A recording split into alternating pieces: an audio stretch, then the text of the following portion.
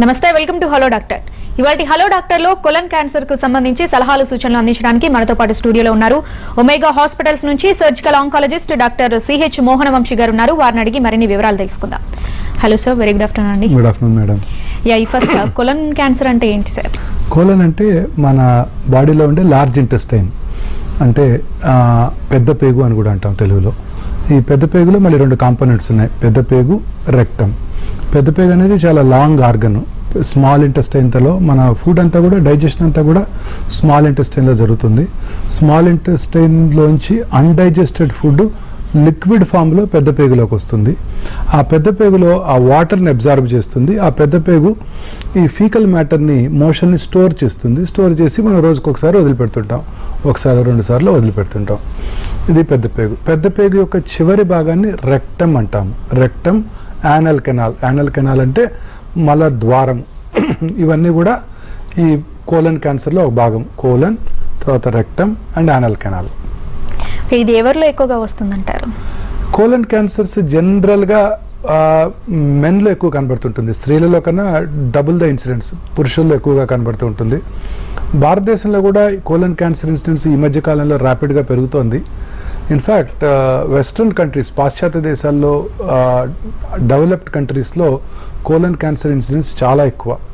దీనికి అనేక రకాలైన కారణాలు ఉన్నాయి. ఒక చిన్న ఎగ్జాంపుల్ చెప్తాను.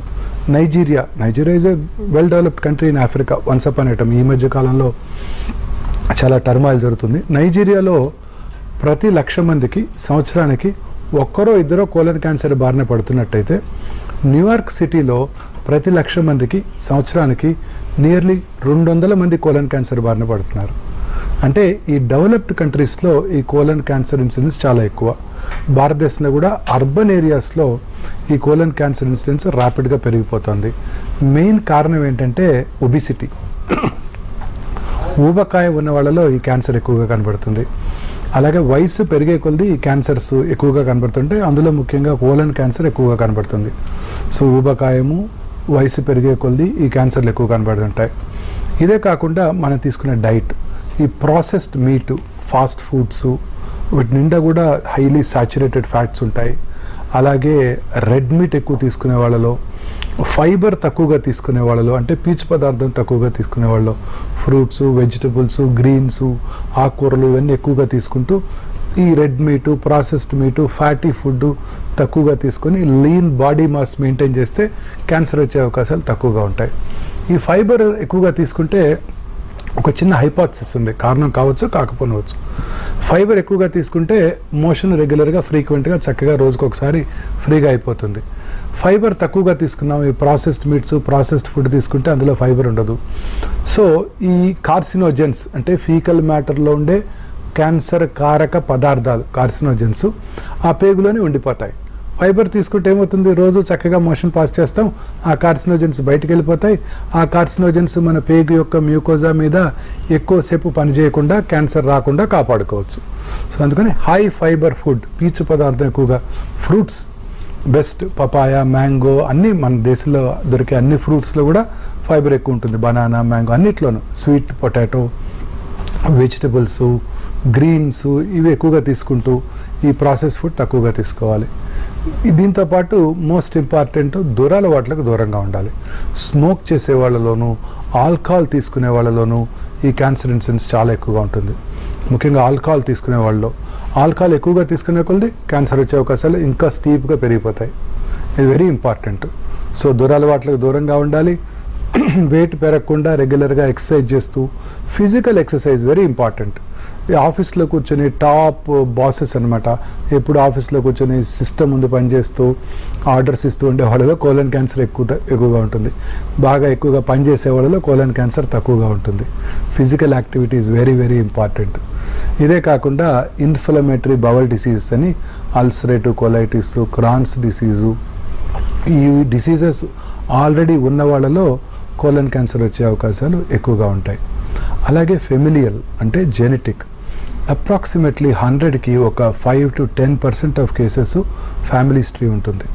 Family history of colon cancer ఉండవచ్చు, ఫ్యామిలీ హిస్టరీ ఆఫ్ పాలిప్స్ ఉండవచ్చు. పాలిప్స్ అంటే బుడిపలు. ఫ్యామిలీ హిస్టరీ ఆఫ్ పాలిప్స్ ఉన్న, పర్సనల్ హిస్టరీ ఆఫ్ పాలిప్స్ అంటే ఇంతకుముందు ఎప్పుడో పాలిప్ ఉండి ఆ పాలిపెక్టమీ చేయించుకొని అది నార్మల్గా ఉన్నా మళ్ళీ పాలిప్స్ వచ్చే అవకాశాలు, మళ్ళీ ఆ పాలిప్స్ క్యాన్సర్గా మారే అవకాశాలు ఎక్కువగా ఉంటాయి. సో అలాగే క్యాన్సర్ వంశపారంపర్యమైన జబ్బు కాదు, కానీ కోలన్ క్యాన్సర్ కనుక ఉన్నట్టయితే వారి పిల్లల్లో ఈ క్యాన్సర్ వచ్చే అవకాశాలు నార్మల్ పాపులేషన్ కన్నా కొంచెం ఎక్కువగా ఉంటాయి. ఇదే కాకుండా కొన్ని జెనెటిక్ ఫ్యాక్టర్స్ కూడా ఉన్నాయి.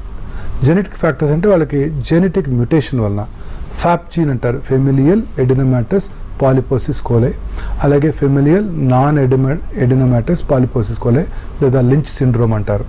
వీళ్ళలో కూడా కోలన్ క్యాన్సర్ వచ్చే అవకాశాలు చాలా ఎక్కువగా ఉంటాయి.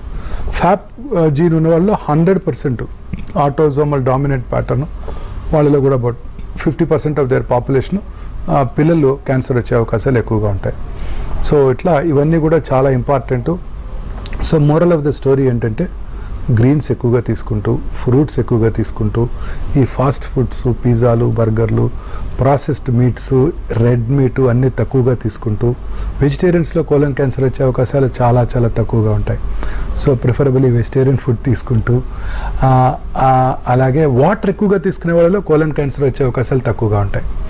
సో వాటర్ ఎక్కువగా తీసుకుంటే మోషన్ కూడా ఫ్రీగా అయిపోతుంది, పీచు పదార్థం కూడా ఉంటుంది, కార్సినోజన్స్ ఎక్కువ ఎక్స్పోజ్ అవ్వవు. సో వాటర్ ఎక్కువగా రోజుకి మినిమం 5 to 6 గ్లాసెస్ వాటర్ తీసుకుంటూ ఇవన్నీ రెగ్యులర్గా పార్టిసిపేట్ చేస్తున్నట్టయితే కోలన్ క్యాన్సర్ బారిన పడకుండా ఉండటానికి మంచి అవకాశం ఉంటుంది. రైట్, ఈ సిమ్టమ్స్ ఎలా ఉంటాయి సార్? కోలన్ క్యాన్సర్ సిమ్టమ్స్ వేరీడ్గా ఉంటాయి. Colon is a long organ. Left colon, right కోలన్గా మనం బేసికల్గా డివైడ్ చేయొచ్చు. అలాగే లెఫ్ట్ కోలన్తో పాటు రెక్టమ్ అంటే కోలన్ యొక్క చివరి భాగము, ఇంకా చివరి భాగము యానల్ కెనాల్ అంటే మలద్వారము.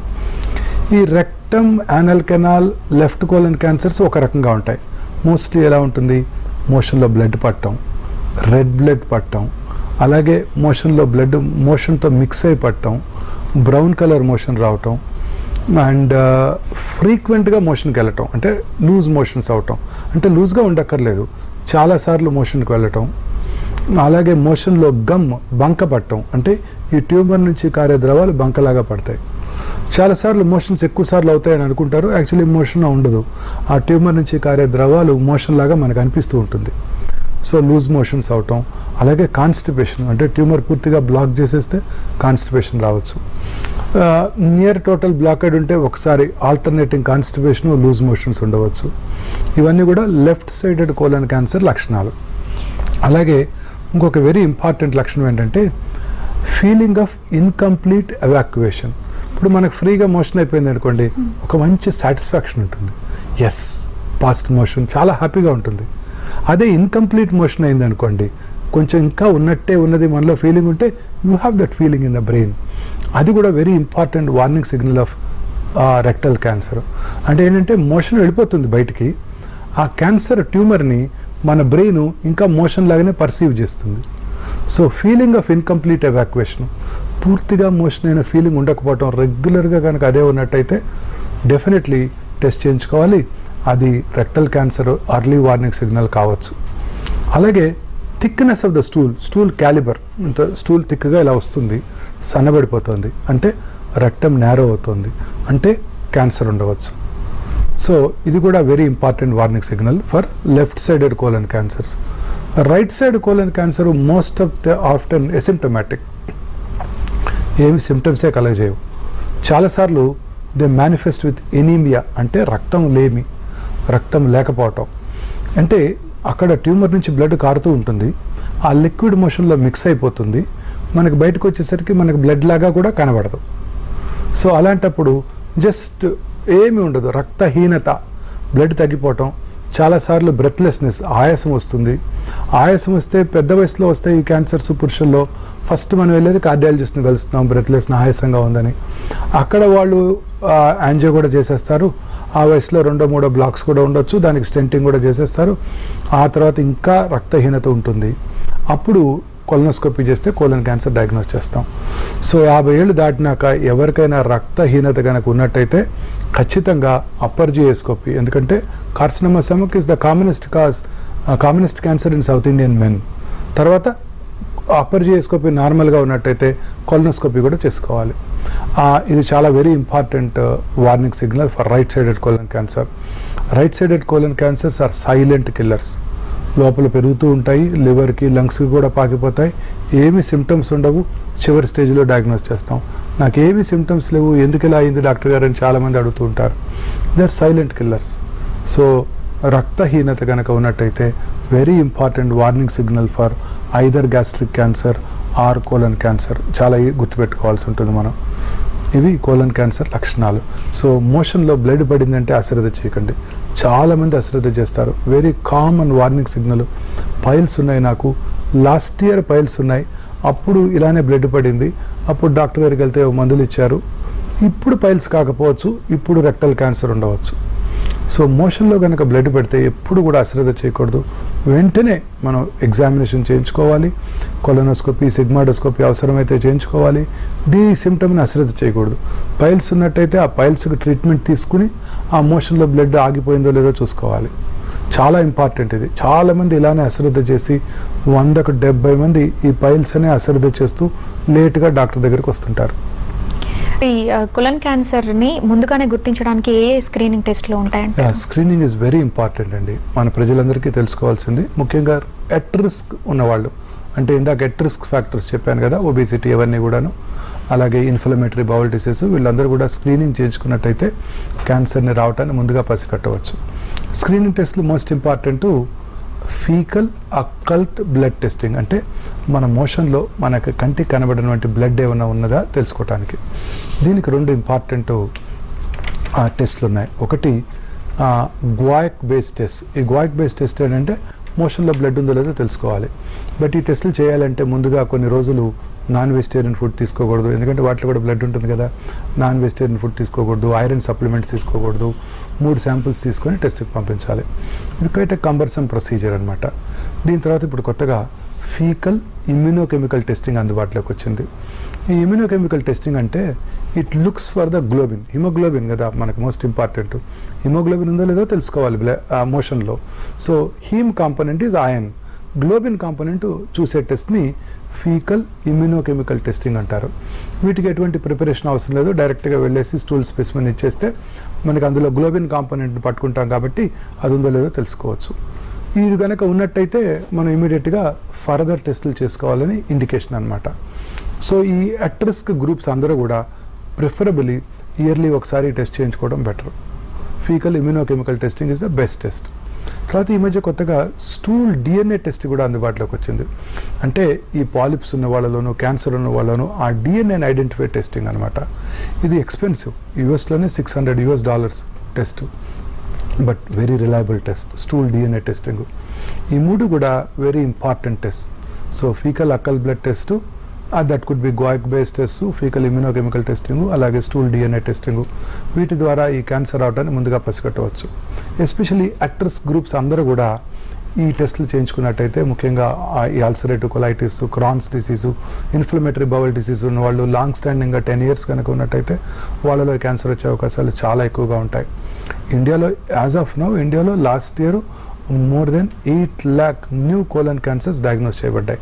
అంటే మన 137 crore పాపులేషన్లో 8 to 10 lakh new cases diagnose చేయబడ్డాయి. ర్యాపిడ్గా పెరిగిపోతుంది కోలన్ క్యాన్సర్ ఇన్సిడెన్స్ ఇండియన్ మెన్లో, ఎస్పెషల్లీ అర్బన్ మెన్లో. ఇంకా 2వ ఇంపార్టెంట్ టెస్టింగ్ సిగ్మాయిడోస్కోపీ, కొలనోస్కోపీ. ఇది మనకి స్క్రీనింగ్గా ఉపయోగపడుతుంది. ఈ at risk groups especially ulcerative colitis వీళ్ళు 5 to 10 years తర్వాత సంవత్సరానికి ఒకసారి తప్పనిసరిగా సిమ్టమ్స్ లేనప్పటికీ కొలనోస్కోపీ చేసుకోవటం, కొలనోస్కోపీ చేసిన తర్వాత లోపల ఏదైనా అల్సర్ ఉంటే దాన్ని బయాప్సీ చేయడం ద్వారా క్యాన్సర్ అవటాన్ని మనం ముందుగా పసిగట్టవచ్చు. అలాగే పాలిప్స్ ఉన్నవాళ్ళు, family history of polyp disease ఉన్నవాళ్ళు, లేదా పర్సనల్ హిస్టరీ ఆఫ్ పాలిప్స్ ఉన్నవాళ్ళు 3 to 5 years ఒకసారి ఈ కొలనోస్కోపీ చేయించుకోవటం ద్వారా ఈ పాలిప్స్ కొత్త ఏమైనా వచ్చాయా, పాత పాలిప్స్ను తీయకపోతే అవి ఏమైనా క్యాన్సర్గా మారావా, అవి తెలుసుకోవడానికి ఈ సిగ్మాడోస్కోపీ, కొలనోస్కోపీ మనకు ఉపయోగపడతాయి. రైట్. ఇది అంటే మనగా సెల్ఫ్గా ఎలా డయాగ్నోస్ చేయాలంటారు? అంటే ఈ సిమ్టమ్స్ మనం ఇంతకుముందు ఏదైతే క్యాన్సర్ లక్షణాలు మనం డిస్కస్ చేసామో ఆ లక్షణాలు ఉన్నవాళ్ళు అశ్రద్ధ చేయకుండా డాక్టర్ దగ్గరికి వెళ్ళి చూపించుకోవటం, దట్స్ మోస్ట్ ఇంపార్టెంట్. ఈ కొలన్ క్యాన్సర్ రాకుండా ఉండడానికి ఎలాంటి జాగ్రత్తలు తీసుకోవాలి, అండ్ అలాగే దీన్ని ప్రివెన్షన్ ఎలా ఉంటుందంటారు? కోలన్ క్యాన్సర్ రాకుండా చేయడానికి మోస్ట్ ఇంపార్టెంట్ మనం ఇందాక డిస్కస్ చేసాం, very important things. Fresh fruits, vegetables, వీటిలో యాంటీ ఆక్సిడెంట్స్ ఎక్కువగా ఉంటాయి, పీచు పదార్థం ఎక్కువగా ఉంటుంది. గ్రీన్స్ ఇవి ఎక్కువగా తీసుకుంటూ, రెగ్యులర్గా ఎక్సర్సైజ్ చేస్తూ, లీన్ బాడీ మాస్ మెయింటైన్ చేస్తూ, అలాగే దురలవాట్లు ఆల్కహాల్ ముఖ్యంగా స్మోకింగ్కి దూరంగా ఉంటూ, ప్రాసెస్డ్ మీటు, రెడ్ మీటు ఇవన్నిటిని పూర్తిగా అవాయిడ్ చేస్తున్నట్టయితే కోలన్ క్యాన్సర్ రాకుండా చేసుకోవడానికి అవకాశం ఉంటుంది. అలాగే వాటర్ ఎక్కువగా తాగేవాళ్ళు, ప్లెయిన్ వాటర్ ఎక్కువగా తాగే వాళ్ళలో కూడా కోలన్ క్యాన్సర్ వచ్చే అవకాశాలు బాగా తక్కువగా ఉంటాయి. వీటితో పాటు మనం రెగ్యులర్గా కరోనరీ ఆర్టరీ డిసీజ్ని ప్రివెంట్ చేయడానికి ఆస్పిరిన్ అనే డ్రగ్ వాడుతుంటాం, బ్లడ్ థిన్నర్. ఈ ఆస్పిరిన్ తీసుకోవడం వల్ల long term usage of aspirin వల్ల కూడా కోలన్ క్యాన్సర్ వచ్చే అవకాశాలు తగ్గిపోతాయి. అంటే రొటీన్గా కోలన్ క్యాన్సర్ వస్తుందేమోనని ఆస్పిరిన్ తీసుకోవటం కరెక్ట్ కాదు. బట్ ఈ ఎట్ రిస్క్ గ్రూప్స్ అందరూ కూడా, ఎట్లాగో ఒబీస్ ఇండివిజువల్స్, స్మోకర్సు, ఆల్కహాలిక్స్, అలాగే ఇన్ఫ్లమేటరీ బవల్ డిసీజెస్ ఉన్నవాళ్ళు అండర్ మెడికల్ సూపర్విజన్లో ఆస్పిరిన్ కనుక తీసుకున్నట్టయితే కోలన్ క్యాన్సర్ని రాకుండా చేసుకోవడానికి అవకాశం ఉంటుంది. అలాగే కొన్ని రకాల బ్యాక్టీరియల్ ఇన్ఫెక్షన్స్, ముఖ్యంగా స్ట్రెప్టోకోకస్ గాలోలైటికస్ అంటారు. ఇది మన కోలన్లో కనుక ప్రివలెంట్గా ఉన్నట్టయితే, యాక్చువల్లీ ఎంటైర్ లార్జ్ ఇంటెస్టైన్లో ఉండేది బ్యాక్టీరియానే. ఈ బ్యాక్టీరియా కనుక ఉన్నట్టయితే వాళ్ళలో క్యాన్సర్ వచ్చే అవకాశాలు ఎక్కువ ఉంటాయి. ఇప్పుడు lot of research is going on. ఈ బ్యాక్టీరియా కనుక ఉన్నట్టయితే దాని యాంటీబాడీస్ని, ఇప్పుడు మనం కరోనాకైతే ఎట్లా యాంటీబాడీస్ టెస్ట్ చేస్తున్నామో దాని యాంటీబాడీస్ని టెస్ట్ చేసుకొని అది కనుక ఉన్నట్టయితే దానికి ట్రీట్మెంట్ తీసుకోవటం ద్వారా, అంటే స్ట్రెప్టోకోకస్ గాలోలైటికస్ బ్యాక్టీరియానికి తగ్గించడానికి ట్రీట్మెంట్ తీసుకోవటం ద్వారా కోలన్ క్యాన్సర్ని రాకుండా చేసుకోవచ్చు. సో ఈ ప్రివెంటివ్ మెజర్స్, వాటర్ తాగటము, aspirin groups, most important diet, ఇవి మనం ఫాలో అయినట్టయితే కోలన్ క్యాన్సర్ నుంచి ఖచ్చితంగా దూరంగా ఉండవచ్చు. దీని ట్రీట్మెంట్ ఎలా ఉంటుందంటారు? Treatment 2 components. First diagnosis, staging and treatment. Diagnosis is very simple. Colon cancer అనుమానిత లక్షణాలు ఉన్నప్పుడు కొలనోస్కోపీ లేదా సిగ్మాయిడోస్కోపీ చేసుకోవటం ద్వారా క్యాన్సర్ ఎక్కడ ఉన్నది, ఏ రకంగా ఉంది, ఒకటే ఫోకస్ ఉన్నదా, మల్టిపుల్ ఫోకై ఉన్నాయా, మల్టిపుల్ ఫోకై కూడా ఉండొచ్చు. సింక్రోనస్ క్యాన్సర్స్, ఒకసారి లెఫ్ట్ కోలన్లో క్యాన్సర్, రైట్ కోలన్లో క్యాన్సర్ ఉంటుంది. అలాగే పాలిప్స్ ఏమైనా ఉన్నాయా అనేది సింపుల్ కొలనోస్కోపీ చేసుకోవడం ద్వారా మనం తెలుసుకోవడానికి అవకాశం ఉంది. కొలనోస్కోపీ చేస్తున్నప్పుడే దాన్ని బయాప్సీ చేసినట్టయితే కరెక్ట్గా ఏ రకమైన క్యాన్సర్ కూడా తెలిసిపోతుంది. ఇది మోస్ట్ ఇంపార్టెంట్. దీని తర్వాత స్టేజింగ్, అంటే క్యాన్సర్ అంటేనే శరీరంలో ఇతర భాగాలకు పాకుతూ ఉంటుంది. లోకల్గా పక్కన ఉన్న ఆర్గన్స్కి పాకుతుంది, డిస్టెంట్గా శరీరంలో ఇతర భాగాలకి, లివర్కి, లంగ్స్కి కూడా పాకే అవకాశాలు ఉంటాయి. జనరల్గా లివర్కి పాకుతూ ఉంటాయి, పక్కన ఉన్న లింఫ్ నోడ్స్కి పాకుతూ ఉంటాయి. సో దీన్ని స్టేజింగ్ అంటారు. అంటే ఏ స్టేజ్లో ఉన్నది క్యాన్సర్ అని తెలుసుకోవడానికి CT scanning, computerised axial tomography, లేదా ఈ మధ్యకాలంలో PET CT scan, positron emission tomography. PET CT స్కాన్లో 2 కాంపోనెంట్స్ ఉంటాయి. సిటీ స్కాన్ ఉంటుంది, పెట్ కాంపోనెంట్ ఉంటుంది. సిటీ స్కాన్లో కనిపించే గడ్డలో యాక్టివిటీ, మెటబాలిక్ యాక్టివిటీ ఉన్నది లేనిది మనకి పెట్ స్కాన్లో తెలుస్తుంది. దీన్ని పెట్ సిటీ అంటారు. మెటబాలిక్ యాక్టివిటీ ఉంటే క్యాన్సర్ ఉన్నట్టు most likely. So PET CT scan is a very useful tool to stage the cancer. Staging of the cancer is the most important. ఎందుకంటే treatment అంతా స్టేజింగ్ మీదే ఆధారపడి ఉంటుంది. Lower part of the colon ఇంతకుముందు discuss చేసాము. Rectum and anal కెనాల్లో MRI and endorectal ultrasound కూడా చాలా యూస్ఫుల్గా ఉంటాయి. ఎందుకంటే కరెక్ట్గా రెక్టమ్ లేయర్స్ ఉంటాయి కదా. రెక్టమ్ అంటే ఒక tube, inner layer, outer layer. Inner లేయర్లోనే ఉంది ఆ ట్యూమరు, మజిల్ లేయర్లోకి వచ్చిందా, అవుటర్ లేయర్లోకి వచ్చిందా తెలుసుకోవడానికి ఎండోసోనోగ్రఫీ, ఎండోస్కోపిక్ అల్ట్రాసౌండ్, అలాగే ఎంఆర్ఐ స్కాన్ చేయడం ద్వారా కరెక్ట్గా యాక్యురేట్గా డిటర్మిన్ చేయడానికి అవకాశం ఉంటుంది. Especially lower rectal cancers, anal canal క్యాన్సర్స్లో ఈ టెక్నాలజీ మనకి చాలా యూస్ఫుల్గా ఉంటుంది. MRI as well as endorectal ultrasound. So ఈ టెస్టులన్నిటి చేయడం ద్వారా మనం ట్యూమర్ యొక్క స్టేజింగ్ తెలుసుకోవడానికి అవకాశం ఉంటుంది. స్టేజ్ని బట్టి మనకు ట్రీట్మెంట్ ఉంటుంది. అర్లీ స్టేజ్లో కనుక క్యాన్సర్ని డయాగ్నోస్ చేసినట్టయితే మనం సర్జరీ చేయడం ద్వారా పూర్తిగా క్యూర్ చేయవచ్చు. ఏ కోలన్ క్యాన్సర్ ఎక్కడైనా అర్లీ స్టేజ్లో డయాగ్నోస్ చేయడం ద్వారా క్యాన్సర్ వచ్చిన భాగము, ఆ తర్వాత అది ఎక్కడికైతే పాకటానికి అవకాశం ఉందో లింఫ్ గ్లాండ్స్ అంటారు. ఎక్కడైనా అంతే, ఏ క్యాన్సర్లో అయినా అంతే. మోస్ట్లీ క్యాన్సర్ అఫెక్ట్ అయిన ఆర్గను దానికి రీజనల్ లింఫాటిక్స్, వీటన్నిటిని రాడికల్గా తీసేయటం ద్వారా మనం ఈ క్యాన్సర్ని క్యూర్ చేయవచ్చు. ఈ మధ్య కాలంలో ఈ సర్జరీస్ అన్నీ కూడా పెద్దగా కోత లేకుండా కీహోల్తో చేయటం జరుగుతుంది.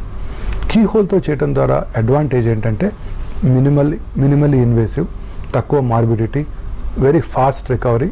అండ్ ఫాస్ట్ రికవరీ కన్నా కూడా మనము మామూలుగా నేకెడ్ ఐతో చూసిన దానికన్నా మినిమల్ ఇన్వేసివ్ పద్ధతిలో అంటే ల్యాప్రోస్కోపిక్ పద్ధతిలో మనం ఆపరేషన్ చేసినప్పుడు 10 to 16 times మ్యాగ్నిఫైడ్ ఇమేజ్ పెద్ద ఆపరేషన్ రూమ్లో పెద్ద స్క్రీన్ మీద చూస్తాం. అప్పుడు క్యాన్సర్ వచ్చిన భాగము, అది ఎక్కడికైతే పాకటానికి అవకాశం ఉన్నటువంటి లింఫ్ గ్లాండ్స్ మనకి చాలా స్పష్టంగా కనబడతాయి నేకెడ్ ఐతో చూసిన దానికన్నా ఇలా మ్యాగ్నిఫైడ్గా చూసినప్పుడు. ముఖ్యంగా రెక్టల్ క్యాన్సర్ సర్జరీలో ఈ రెక్టల్ క్యాన్సర్ సర్జరీ రెక్టం పక్క నుంచే మెన్లో సెక్షువల్ ఆర్గన్స్కి వెళ్ళే నర్వ్స్ ఉంటాయి. ఈ రెక్టల్ క్యాన్సర్ సర్జరీ చేస్తున్నప్పుడు వాటిని కనుక డిస్టర్బ్ చేసినట్టయితే సెక్షువల్ ఫంక్షన్ దెబ్బతినవచ్చు. సో అలాగే యూరినరీ బ్లాడర్కి వెళ్ళే నర్వ్స్ కూడా పక్కనే ఉంటాయి. వాటిని డిస్టర్బ్ చేసినట్టయితే బ్లాడర్ ఎంప్టీయింగ్ మీద దాని ఎఫెక్ట్ పడవచ్చు. సో అలాంటప్పుడు ఈ మినిమల్లీ ఇన్వేజివ్ సర్జరీ చాలా యూస్ఫుల్గా ఉంటుంది. ఎందుకంటే 10 to 16 times మ్యాగ్నిఫైడ్ ఇమేజ్ చూసినప్పుడు ఆ సన్నటి నరాలు చక్కగా మనకు కనబడతాయి. వాటిని కేర్ఫుల్గా ప్రిజర్వ్ చేస్తూ ఈ క్యాన్సర్ సర్జరీ చేసుకోవడానికి అవకాశం ఉంటుంది. తద్వారా పోస్ట్ ఆపరేటివ్ సెక్షువల్ అబ్నార్మాలిటీస్ అలాగే బ్లాడర్ డిస్ఫంక్షన్ని అవాయిడ్ చేయడానికి అవకాశం ఉంటుంది.